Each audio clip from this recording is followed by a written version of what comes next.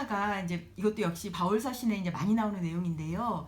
그 빌립보서나 고린도후서를 읽다 보면 하나님의 백성들에게 우리가 어떤 삶의 스토리를 살아나가야 되냐면 라고 이야기하면서 바울이 특별히 빌립보서 2장에 나오죠. 그 그리스도의 삶의 모습. 하나님과 동등하셨으나 그것을 하나님과 동등한 힘과 파워를 가지고 있다는 것을 내가 내 자신의 유익과 내 자신의 정욕을 위해서 그 하나님의 권위와 힘을 사용하지 않고 스스로 나를 낮추어서 사람으로 나시고 종의 형상을 입으시고 십자가에 못 박혀 죽으시기까지 나를 내려놓으시고 하나님이 그를 들어 올리셔서 땅 위와 땅 아래와 이 모든 것들의 만물의 주로 삼으셨다라는 이야기가 이제 그 그리스도 스토리라고 저희가 이야기해요. 예수님 스토리인데요. 그 이야기를 하고 있는데요. 그 아담을 생각해 보시면 참 좋을 것 같아요. 제가 그 창세기 1장 26절, 27, 28절 이야기하면서 하나님께서 아담과 하와 사람을 하나님의 형상으로 만드시고 천지 만물을 다스릴 수 있는 권세를 주셨어요.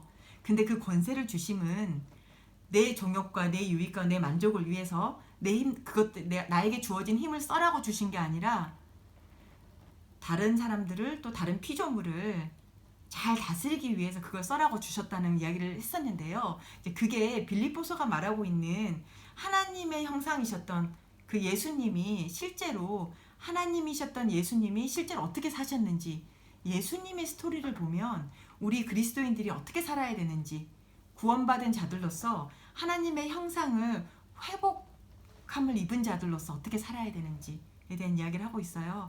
그래서 이제 고린도 후서에도 예수님께서는 너희를 하기 위해서 가난해지셨고 약한 자를 강하게 하기 위해서.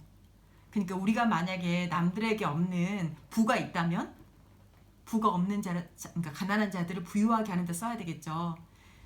그러니까 그 부 자체가 하나님의 저주는 아니죠. 하나님이 우리에게 그게 부가 됐든 지식이 됐든 혹은 힘이 됐든 권력이 됐든 하나님이 무언가를 하나님의 백성들에게 선물로 주셨다면 그 선물인데요. 어디까지가 선물이 될 수 있냐면 그 선물이 선물되기 위해서는 그 축복이 축복되기 위해서는 그 힘을 남을 압제하고 나의 유익을 구하는 데 쓸 것이 아니라 약한 자를 강하게 하는 데 써야 되고 나에게 생명이 주어졌다면 생명이 없는 자들에게 그 생명을 나누는 데 써야 되고 나에게 부가 주어졌다면 가난한 자들을 부유케 하는 데 써야 된다는 거죠. 그래서 그렇게 되었을 때 축복이 진짜 축복이 될 수 있다는 거죠. 그래서 하나님이 우리에게 지식을 주셨고 우리에게 뭐 다양한 은사들을 주셨잖아요. 그 은사가 은사되는 방법, 은사가 정말 축복으로서 쓰임을 받을 수 있는 방법은 그것을 다른 사람을 부유케 하고 다른 사람의 삶을 풍요롭게 하고 다른 사람을 회복하게 하고 다른 사람에게 생명을 갖게 하고 그들을 그리스도로 인도하는데 그들이 하나님과의 관계를 회복하는데 쓰여질 수 있다면 그 모든 은사가 진정한 은사와 진정한 축복이 되겠죠. 그래서 그리스도의 그 스토리를 따라 살아가라는 것이죠. 그리고 이제 마지막으로 이제 나머지 서신서들이 참 많은데요. 뭐 예를 들면 베드로 전후서, 뭐 디모데 전후서, 뭐 요한 1, 2, 3서, 뭐 이런 히브리서, 야고보서, 뭐 다양한 서신들이 있는데요. 그 서신들이 있다 보면 이제 서신은 편지라서 특정한 시대에 특정한 지역에 살았던 사람들에게 보내는 거기 때문에 그 되게 특수성이 있잖아요. 그래서 그 서신들이 읽다 보면 이제 저희에게 주는 것들은 각기 다른 시대적인 상황 가운데 살고 있는 하나님의 백성들이 그들이 구원을 어떻게 살아나가야 되는가에 대한 질문을 던지고 있고 답을 주고 있는 것 같아요. 예를 들면 베드로 전서를 읽다 보면 그러니까 저는 뭐 저희 공동체 생각을 가끔 많이 해요. 왜냐하면 베드로 전서는 특별히 하나님의 백성들인데 흩어져 있는 요즘 말로 하면 이민자들인 거예요. 그 이방인으로서 살고 있는 사람들. 그러니까 뭐 저희 같은 사람들인 거죠, 말하자면. 그러니까 영국의 그 주된 영국 사람이 아니라 그 소수 민족으로서 영국에 살고 있는, 하지만 우리는 하나님의 백성인. 그러니까 하나님의 백성들이 소수 민족으로서 그 다른 지역에 흩어져 살아갔을 때 그럼 우리는 어떻게 우리의 믿음을 지킬 수 있을 것인가? 우리가 어떻게 사는 것이 하나님께 영광을 드러낼 수 있고 복음을 전할 수 있는 길인가? 뭐 이런 것에 대한 질문을 베드로전서를 읽다 보면 참 많이 말하고 있어요. 한편으로는 이 사람들이 되게 위축돼 있는 거예요. 이방인인데 거기에다가 하나님을 믿는 것은 또 소수인 거예요. 그것도 이방인인 거예요. 인종적으로도 이방인, 종교적으로도 소수. 이런 상황 가운데 위축돼 있는 사람들에게 베드로전서가 하고 있는 말은 지난주에 설교에 나왔던 것처럼 너희는 택하신 백성이요 왕같은 제사장이다. 너희의 정체성이 뭔지 기죽지 말라고 정확하게 이야기하고 있고요. 또 동시에 뭐라고 이야기하고 있냐면 그 이방인들이 너희가 그렇게 사는 거, 너희의 믿음을 사는 것에 있어서 혹시 너에게 해코지하거나 이러거든 너희가 복음을 어떻게 전해야 될지 그 삶을 되게 덕을 세우면서 살아라 라는 이야기를 베드로전서가 참 많이 하고 있어요. 그러니까 실제적인 이야기를 해주는 거예요.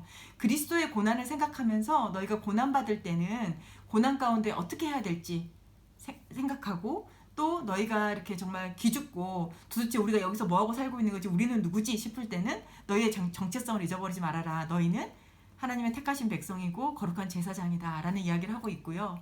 그래서 베드로전서를 읽어보면 사실 이민자들에게 되게 위로가 되는 또 이런 것들을 저희가 지금 저희는 21세기에 살고 있지만 많이 느낄 수 있고요. 혹은 디모데서나 혹은 디도서, 요한 1, 2, 3서를 보면 또 이런 이야기들이 많이 나와요. 거짓 선지자들, 거짓 교사들. 그러니까 그러니까 예수님을 믿는데 자꾸 다른 것들을 전파하는 사람들. 우리가 공동체를 자꾸 와서 깨트리려고 하는 자들, 요즘 말로 이단이라고 하죠.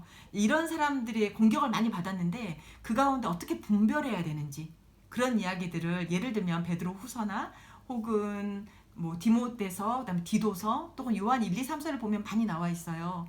그래서 너희가 믿음을 어떻게 지켜야 되는지 그것도 사실 20세기 전 이야기지만 저희한테도 되게 해당 사항이 있는 이야기인 거예요. 저희가 요즘의 관점에서 지켜봤을 때도 우리가 믿음의 핵심이 무엇인가, 우리가 무엇을 지켜야 할 것인가.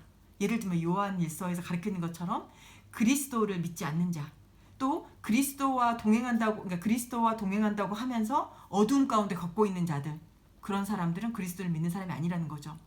우리가 입으로는 그리스도를 믿는다고 하면서 남의 것을 착취하는 사람들 아니라는 거죠. 그 서신서를 보면 되게 많이 나와요. 그리스도를 믿는다고 하면서 돌아다니면서 남의 물건 갈취하는 사람들 옛날에도 있었어. 1세기에도. 그런 사람들은 그리스도 믿는 사람이 아니라는 거죠. 왜냐하면 그들이 믿고 있는 믿음과 그들이 행하는 것이 일치하지 않는다는 거예요. 그래서 요즘에도 똑같은 것 같아요. 하나님을 믿는다고 하면서 공동체에 덕을 끼치지 않고 예를 들면 와서 막 남한테 사기치고 뭐 이런 것들은 저희가 그게 그리스도를 믿는 거하고는 같이 절대 연결될 수 없는 부분인 거예요. 이제 그런 걸 분별하는 이야기들이 1세기에도 있었어요. 그래서 너희가 받은 그 구원을 그 되게 소중한 구원을 어떻게 살아낼 거고 어떻게 지켜갈 것인가에 대한 이야기들을 신약 성경의 서신들이 다양한 상황에 처한 사람들에게 그 교회들에게 이야기해주고 있는데요. 이제 그것들이 저희가 배울 부분이 너무 많은 거예요.